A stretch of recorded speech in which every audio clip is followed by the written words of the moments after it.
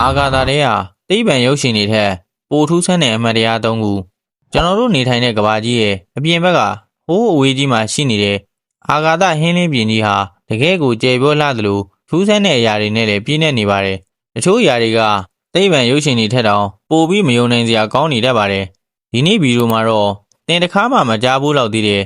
အာဂါသာတွေကအံ့ဖွယ်အဖြစ်အပျက်၃ခုကိုပြောပြပေးသွားမှာဖြစ်ပါတယ်။ကမ္ဘာပေါ်မှာမိုးရွာတယ်ဆိုတာရေစက်ကလေးတွေကျလာတာပါ။ဒါပေမဲ့ကျွန်တော်တို့ရဲ့နေဖွဲ့စည်းထဲမှာရှိတဲ့နပ်ကျွန်းကျုံနဲ့ယူရင်းနဲ့ဂျိုပေါ်မှာတော့စိန်တွေမိုးရွာလေးရှိပါတယ်။ဒီဂျိုတွေပေါ်ကအလွန်ပြင်းထန်တဲ့ဖိအားနဲ့အပူချိန်ကြောင့်ကာဗွန်အက်တမ်တွေဟာစိန်ပွင့်နေအဖြစ်ပြောင်းသွားပြီးဂျိုရဲ့အတွင်းပိုင်းကိုမိုးဆက်တွေလိုစီးကျသွားတာဖြစ်ပါတယ်။တကယ်ကိုချမ်းသာလွန်းတဲ့ဂျိုလို့တောင်ပြောလို့ရပါတယ်။ဒုတိယတစ်ခုကတော့အာဂါသာထဲမှာအနက်ရှိတယ်လို့သင်တွေးဖို့ရသလား။အာဂါသရင်မှုတွေပြောကြချက်အရအာဂါသာထဲမှာထူးခြားတဲ့အနက်တစ်ခုရှိပါတယ်။အဲ့ဒါကတော့တန်ကြေးတက်နေတဲ့အနက်ဒါမှမဟုတ်အသားကင်တဲ့အနံ့မျိုးဖြစ်ပါတယ်။အာဂါသာထဲမှာလေမရှိပေမဲ့အာဂါသရင်မှုတွေလမ်းလျှောက်ပြီးအထဲပြန်ဝင်သွားတဲ့အခါ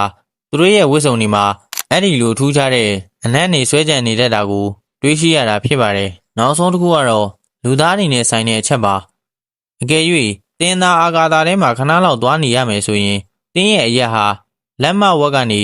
2လက်မလောက်ထိပိုပြီးရှည်လာမှာဖြစ်ပါတယ်။ဘာကြောင့်လဲဆိုတော့အာဂါသာထဲမှာကဘာမြေရဲ့ဆွဲအားမရှိတော့တဲ့အတွက်ကျွန်တော်တို့ရဲ့ကြောရိုးအစ်စ်တွေဟာအောက်ကိုအဖိမခံရတော့ပဲနည်းနည်းစီကွာဟပြီးဆန့်ထွက်သွားတာဖြစ်ပါတယ်။ဒါပေမဲ့ကဘာမြေကိုပြန်ရောက်တဲ့အခါမှာတော့မူလအရက်တိုင်းပြန်ဖြစ်သွားမှာဖြစ်ပါတယ်။အာဂါသဟာတကယ်ကိုအံ့ဩစရာတွေနဲ့ပြည့်နေနေတာပါပဲ။အခုပြောပြသွားတဲ့အချက်ဒီထဲမှာ